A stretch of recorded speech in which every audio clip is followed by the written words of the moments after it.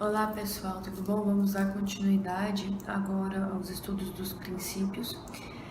Nessa aula nós iremos ver o inciso 3 do artigo 150, que ele fala sobre o princípio da retroatividade e o princípio da anterioridade, que, como vimos, ele é dividido em anterioridade anual e nonagesmal.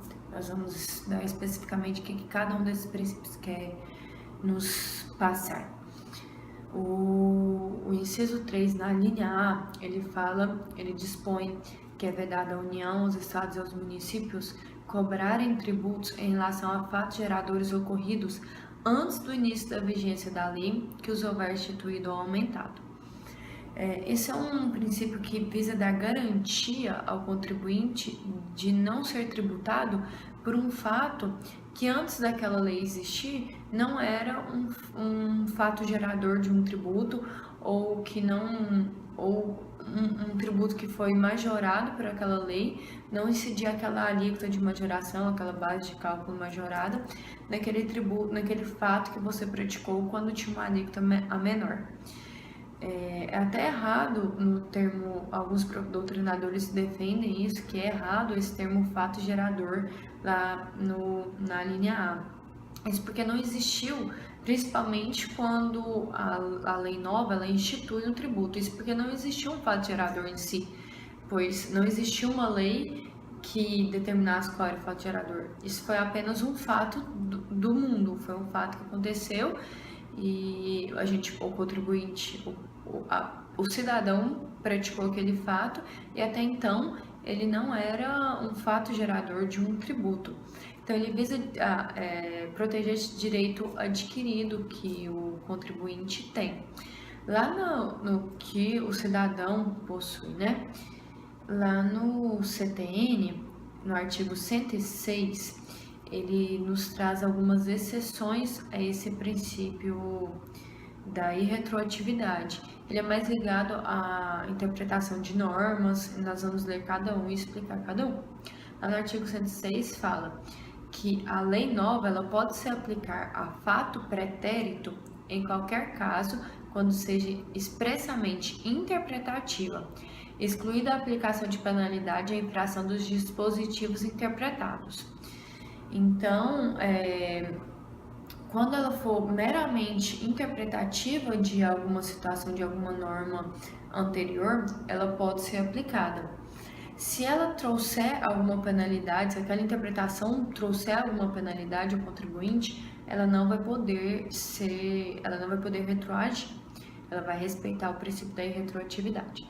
Lá no inciso 2 fala: tratando-se de ato não definitivamente julgado, quando deixa de defini-lo como infração, quando deixa de tratá-lo como contrário a qualquer exigência de ação ou omissão, desde que não tenha sido fraudulento e não tenha implicado em faltas de pagamento de tributo, e quando lhe comine penalidade menos severa que é prevista na lei vigente ao tempo da sua prática.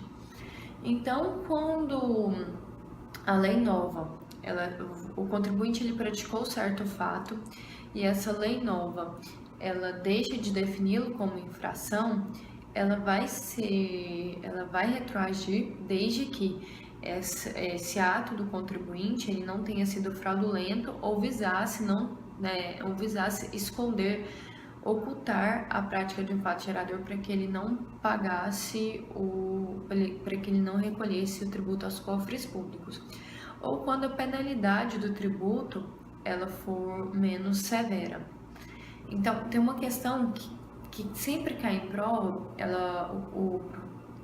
o questionado professor ou a pessoa que elaborou uma prova de concurso, ele coloca lá que no ano de 2012, Fábio auferiu renda e aplica, vamos colocar qualquer fato gerador, vamos colocar o auferiu renda, e naquela época a alíquota seria de 10%, por exemplo. Em 2013, quando ele foi e ele não recolheu aos cofres públicos essa renda que ele auferiu. Em 2014 ou 2013 foi mudada a legislação e ele diminuiu a alíquota e a penalidade da multa. o que que as questões vêm cobrando? Se essa lei ela vai incidir no fato dessa pessoa que oferiu a renda em 2012. Ela vai incidir apenas na redução da penalidade. Quanto à alíquota, ela vai ser a mesma que a época da prática do fato gerador. Se a gente vai estudar mais na frente, quando a gente começar a estudar obrigações tributárias, créditos tributários. Bom, gente, o inciso 3, ele também traz pra gente a letra B e a letra C, que fala sobre o princípio da anterioridade. Lá na letra B, ele trata do princípio da anterioridade anual.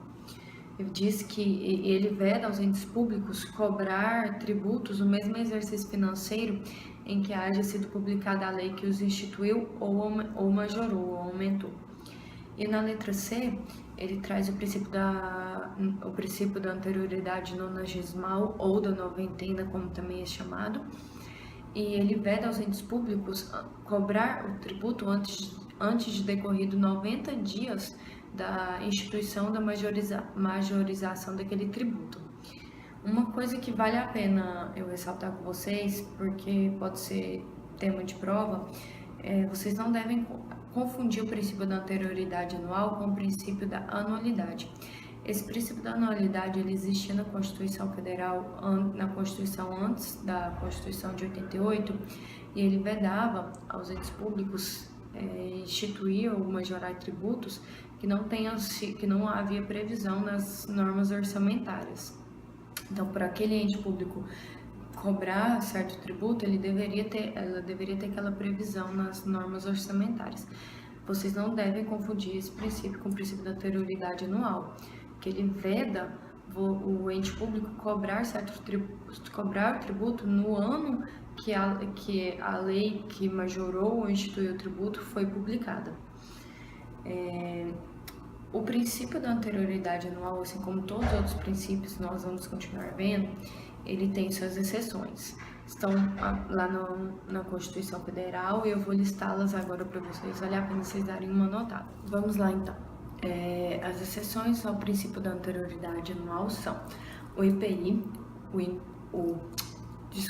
IPI, o IOF, o Imposto de Importação, o Imposto de Exportação, a Contribuição à Seguridade Social, os empréstimos compulsórios de calamidade pública, guerra externa ou sua iminência e o Imposto Extraordinário de Guerra, restabelecimento das alíquotas do ICMS monofásico sobre combustíveis e lubrificantes e o restabelecimento das alíquotas da CID combustível.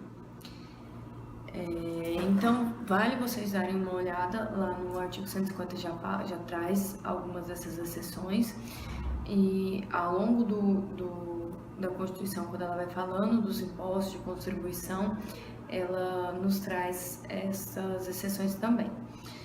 Então, na letra C, nós temos o princípio da anterioridade nonagesmal ou da noventena, que veda aos entes públicos cobrarem o tributo, os entes públicos só podem cobrar aquele tributo após decorrido 90 dias da publicação daquela lei. Ela também traz algumas exceções e vale a pena vocês darem uma notada. O imposto de importação, o imposto de exportação, o imposto de renda e o IOF, e o empréstimo compulsório de calamidade pública, guerra externa ou sua iminência, o imposto extraordinário de guerra, fixação da base de cálculo do IPTU e do IPVA. Somente a base de cálculo, gente, a alíquota não. E vocês viram que no princípio da anterioridade anual eu falei que o IPI é exceção. E aqui no princípio da anterioridade nonagesmal, o imposto de renda é exceção. É uma questão que sempre vem cobrando, que sempre é cobrado, principalmente em certo e errado, para você. E eles colocam lá, eles misturam o IPI e o imposto de renda nas exceções. Então, decorem. O IPI é exceção ao princípio da anterioridade anual e o imposto de renda é exceção ao princípio da anterioridade nonagesimal. Enquanto ao IPTU e IPVA, é apenas a base de cálculo que é exceção ao princípio da anterioridade da noventena, não a alíquota. É uma questão que também sempre tem alta incidência em provas. Vamos lá para esclarecer esses dois princípios, já que o princípio da anterioridade ele é dividido em dois. o que, as doutrinas pregam e o que é já consolidado em jurisprudência. Esse princípio da anterioridade, o anual e o nonagesimal, eles são cumulativos. Ambos devem ser observados, salvo exceções. Então, se uma lei ela foi instituída em novembro, se uma lei institui um tributo em novembro, ele não vai poder ser cobrado logo no primeiro dia do exercício financeiro seguinte, que seria o 1º de janeiro. Ele tem que respeitar os 90 dias também, além do princípio da anterioridade anual. Então, ele poderia ser cobrado após 90 dias, seria lá para fevereiro.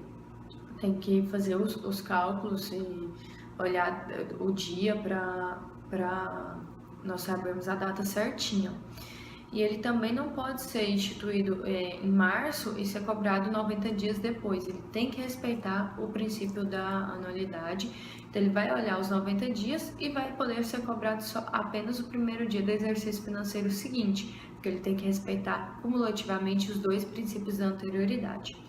É isso, gente. Eu espero que eu tenha esclarecido alguma dúvida que vocês tinham sobre esses 3 princípios. Vale a pena dar uma relida lá no Vademécum, pega o artigo 150, lê todos os princípios. Ao longo dessas aulas que a gente for falando dos princípios, vocês vão pegando o artigo 150 e lendo, até entrar na sua cabeça todos os conceitos dos princípios que estão lá, além dos outros princípios que estão espalhados na Constituição, que nós vamos ver mais à frente. É isso aí, gente. Espero vocês na próxima aula. Um beijo.